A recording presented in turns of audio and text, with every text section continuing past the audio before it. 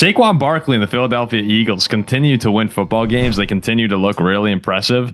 And yesterday, the Eagles, the Sunday Night Football, go to LA. You know, my good friend Caroline Pineda was there working with NBC, and Philly beats the Rams 37-20. It was a pretty entertaining game, actually, back and forth. The Rams just couldn't get it to a one-score game. Saquon, though, goes for 255 yards on the ground, the most in a game since 2009. Was that Rashard Mendenhall? Didn't he go for 242? Chargers, yeah. Didn't he go for 242? I was at that game. I should have confirmed that, being that we are an NFL podcast, but I was pretty certain that was Rashard Mendenhall's game in 2000. Sunday Night Football against the Chargers. Yeah, that was 2009, right? I was there. Yeah, that was unbelievable. Assuming that's it. 302 total yards for Saquon. He's the 12th player in NFL history to have a game with over 300 scrimmage yards combined. 2 touchdowns, both of them going for over 70 yards. I mean, he's just been so good this year. So consistent, and he's hopped in to the top 3 now in the MVP rankings at plus 650 behind only Lamar Jackson and Josh Allen. So I guess before we talk a little bit about the Eagles, guys, Saquon in the MVP race, are you buying it right now? No, a running back should never win the MVP award. No, even Adrian Peterson 2012? No, never. He was worth it. Maybe he's the exception. Okay. But, I mean, take nothing away from Saquon Barkley. He's incredible. And I've said he's the lone back that kind of defies my running backs don't matter type of theory. But, I mean, I give most of the credit to this massive Eagles O-line up front.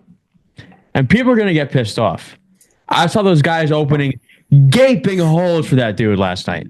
You can have holes as big as you want. You can't always run 70 yards through them. The Red Seas were parting. That's a good point from Ziggy. I know it is. But the Red Seas were parting. Like, he had space, he had gaps. I mean, I could run through those holes for 10 yards. I mean, those guys are huge. They're paving the way. I think it's mostly the O-line. A running back should never win the MVP if he has a good O-line. Ever. So that's not my reasoning for why I'm out on the Saquon Barkley MVP award. I say this: if you want to win an MVP, here is something you should be. You should be the most valuable player on your team. Well, if you can't be the most valuable player on your team, you should be the most valuable player on your team on your side of the ball. Okay, well, maybe you can't do that because there's Jalen Hurts. So Saquon Barkley should be the most valuable offensive non-quarterback on the Eagles. But that's not him either. That's A.J. Brown. We saw what this offense was with and without A.J. Brown. We've seen how much of a difference he makes. If anybody should be in the MVP conversations from this team, it's A.J. Brown. But of course, that doesn't make sense because he missed some games. He's been out. But Saquon Barkley is not the most valuable non-quarterback on his offense. If he wants to win the title most valuable Eagles running back, I'm happy to give him that. He deserves it. If he wants to win the title best running back in the NFL, I think he deserves that. Though Jahmyr Gibbs, I think, is much closer than people realize, particularly when you look at the advanced stats. Jahmyr Gibbs is doing about as well as Saquon is on far fewer carries. So, no, I'm not convinced that Saquon deserves the MVP, even if you think a running back should get it or a non-quarterback should get it. He's only marginally better than Jahmyr Gibbs. And I don't think he's more valuable to this team than A.J. Brown. Wait, what about last season when with A.J. Brown, with Devontae Smith, this Eagles offense looked absolutely terrible towards the end of the season? They were all there. I mean, last year, the offense was not the problem of this Eagles team last year. The offense got a little bit worse from the first half. The defense got much worse. I mean, the Eagles offense was let's talk about this year. Okay, when you take A.J. Brown off this team, Saquon Barkley's not able to do anything. You put A.J. Brown in, Saquon Barkley starts busting off 70-yard lines. What games did A.J. Brown miss again this season? Do we need to fact check Ziggy on this? They were weeks 3 through 5. Were those the games he missed? Saquon. Let's see if Ziggy. Yeah, but also you notice though how you mentioned the 2 best backs now are Saquon and Gibbs. Have to be the 2 best offensive lines in the NFL too. Oh yeah, no. I completely agree that O-lines are more important than a running back. Yeah, like the receivers get open by themselves. Quarterbacks do everything by themselves. Running backs just run behind a big O-line. Oh man, I'm serious. So Jack, you said that if you said Adrian Peterson deserved the MVP award when he won it. Right now, Saquon's on pace for 2,151 rushing yards. Yeah, I think you could have made the argument. Well, he was the entire offense that year for the Vikings. Yeah, I just think, and their O-line sucked, right? Like he was just a machine. Oh, the O-line was solid. It was solid. It wasn't like I don't think it was the best in the league, but they were okay. He was the offense. I mean, we had Christian Ponder throwing for 60 yards a game. When a running back is playing well enough to be talked about in the MVP, it's all the O-line. Like last year, I guess like last year, McCaffrey in the MVP conversation, we all thought he deserved to be mentioned, right? But probably not win the award. Is that kind of how you're viewing it, Ziggy? Like, yeah, okay, it's fine to mention. Running back shouldn't be mentioned in a running. Saquon Barkley deserves a lot of credit for how he's doing. He is a difference maker on the Eagles offense. I don't want to deny that. He's a very important piece. I just don't think that Saquon Barkley is the number one reason that the Eagles offense has been successful this year. And if you doubt that that's how the rest of the NFL sees it, A.J. Brown, in order to get him, you need to trade a first-round pick and give him a contract for over $30 million a year. Saquon Barkley, you can pick him up in free agency for what, $14 million a year, $15 million a year? Anyone in the league would do that right now. Everybody in the NFL already thinks A.J. Brown is substantially more valuable. Saquon Barkley had a great game against the Saints without A.J. Brown, but otherwise he really struggled. I don't think he's the most important part of this offense. The rest of the NFL seems to think wide receivers are more valuable too. This seems right. So Saquon deserves a lot of credit, but he's not the main driver of this Eagles offense success. So I don't want to give him MVP. Okay, I mean, fair. I actually agree with you guys. I wouldn't give him the MVP. I'm just playing a little devil's advocate. I think he should be mentioned. I think I'd have the same numbers he has behind that O-line, and I'd be a lot. And I'd be a lot cheaper. The difference between the mediocre running backs and the great running backs in the NFL, like you say, the ability to get 3 or 4 yards, a lot of that comes down to the NFL.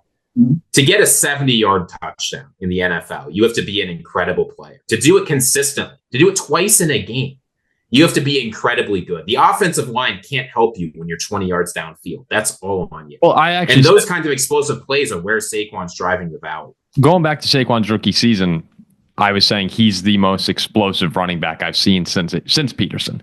And if he goes, look, he's on track for 2,151 rushing yards. If he smashes the record and he, leads the league in scrimmage yards, then I think we can revisit this at the end of the year. And maybe there actually is a case. Because if we're talking about smashing NFL records, that's a different story here. We're only 12 weeks. We still got a third of the season to go here. But yeah, Saquon leads the league in rushing right now. It's the most he's ever had in a career for himself or in a season for himself. And he already would have been second in last year's rushing totals for everyone who played full seasons. So it's a special season for Philly, special season for Saquon. And it's actually got me thinking, with Philly moving to 9-2 now on the season, we talk about the Lions offense being unstoppable. But look at Philly. Like, how do you defend them, too? They got a beast O-line, as Jack's alluded to a few times. Jalen Hurts is playing well. A.J. Brown, Devontae Smith on the outside with Goddard.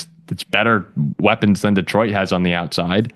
And you got the best running back in football right now. Like, is it possible that this Eagles team might just be better than Detroit, actually? No. I don't even think it's close either. Not close? No. Detroit, to me, is just a much better Philly. Detroit's bigger. Where? Detroit's bigger. They have 2 Saquon Barkleys, not just one. Amon-Ra is much better than any Eagles receiver. I don't know if I agree with any of this right now. And I believe in Detroit, they wiped the floor with Philly. Yeah, I don't know. I think that Philly is a very efficient offense, but if you go player by player, I think Philly can stack up with them nicely on offense. They have a less turnover-prone quarterback. I trust Jared Goff. Yeah, but they also have a quarterback that can't guaranteed convert any 4th and 2 or better. He also doesn't turn the ball over, unlike Jalen Hurts. I think in a playoff game on the road, Hurts is turning that ball over. How many interceptions does Jalen Hurts have right now? I thought he's been far better this season. But we've seen he's got 5 interceptions. Yeah, he's fine this year. Look at him last season. Jared Goff has 9 interceptions for the record. Why are we talking last season? Well, Goff did have 5 in one game, but why are... Sure, no. I'm just saying, like, we've seen... Last season, the second half of last season, Jalen Hurts wasn't as bad as people thought, but that was the aberration. It was awful. The offense has been great this year. Yeah, he's been very good through 11 games. We've seen what potential disaster Jalen Hurts could be. We've seen what potential... we've seen... Yeah, Jared Goff has had bad years too. Remember when he first arrived at Detroit? Not the Lions. In the beginning, it was bad. They were 1-8. He's been good his last, 4 years? He's been good his past year. Good the past 2 years of Lions football. Hurts was awful last year. And he's been very good. And Hurts was elite the year before. They've had about the same stretch of bad play The in the Lions past have 3 the years. quarterback I trust more, the best receiver out of the whole group, 2 Saquon Barkleys, not just one. Dave Montgomery's not a Saquon And Barkley. He's very good. I'm going to say 2. I'm going to say better defense as well. I mean, statistically, Eagles number 1 in total, number 1 defense in yards per game, Lions 13.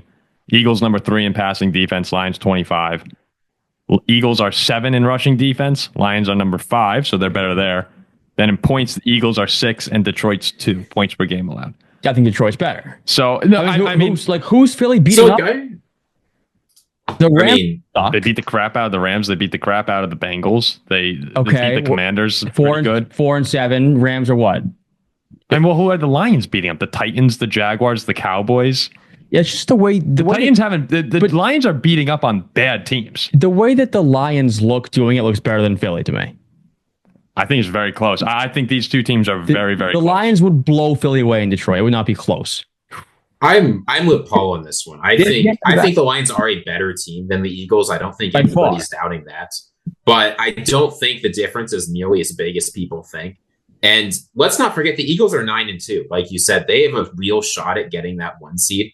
The Lions, both teams have a fair number of tough games left, but the Lions have a much harder schedule. The Eagles still get to play the Panthers. They still get to play the Giants, the Cooper Rush Cowboys. The Lions have a whole bunch of NFC North games left to play. If the Eagles can steal that 1 seed and the Lions have to go into Philly in order to make it to the Super Bowl, that could be a tough one. That's a different story, but the Lions are getting the 1 seed. Yeah, I mean... And they'll be in the backfield all day. Hurts will fumble, pull his nonsense he did last year. They'll bottle up Barkley. It's going to be a blowout. I think the Lions are very, very good. I don't want to discredit Detroit. The Lions are here. Philly's there. Everyone else is at the bottom. So here's the remaining schedules for the teams. The Lions have to play the Bills, the Vikings, the Packers, the Bears twice, and the 49ers. The Eagles have to play the Steelers, Ravens, Commanders, Giants, Panthers, Cowboys. It's very clear which of those schedules is easier. The Lions will beat them all. Eagles lose to Pittsburgh. Detroit has the 1. Man, I understand. You're telling me going to Detroit, that game would be double digit. I would rather go to Detroit than go to Philly in the playoffs. I don't want to go to Philly. I'm saying if Philly goes to Detroit, it's a double digit win for Detroit. I think it's a great game. I think they both match up really nicely. I think they're kind of similar teams. Hurts 2+ turnovers. I think it would be a bloodbath. We're pretending like Goff didn't throw 5 picks 3 weeks ago. They have 2, and they won. They won. They're great. They have 2 Saquons. They have 2 Saquons. Well, that's wrong. You just can't say David Montgomery's just go to Saquon Barkley. If that's true, then the Eagles have 2 Saquons because they have Jalen Hurts. The Lions line, but the Lions line's also better than the Eagles line. They're just a better Eagles. Yeah. They're a better Philadelphia Eagles. That's what Detroit is. You know what's kind of crazy about Philadelphia is the starts they've had. I was thinking back, Philly always seems to be up there through early November or to mid-November with just these great records. Past 3 years, they've been 13-1, 10-1, and 9-2 to start the year. I mean, that is crazy. That's what I'm saying. Yeah. That's also what I'm saying. Remember the last half of last year, this is where Hurts starts to stumble. Let's remember the other 2 years, including when they went to the Super Bowl. They didn't run into this Lions team.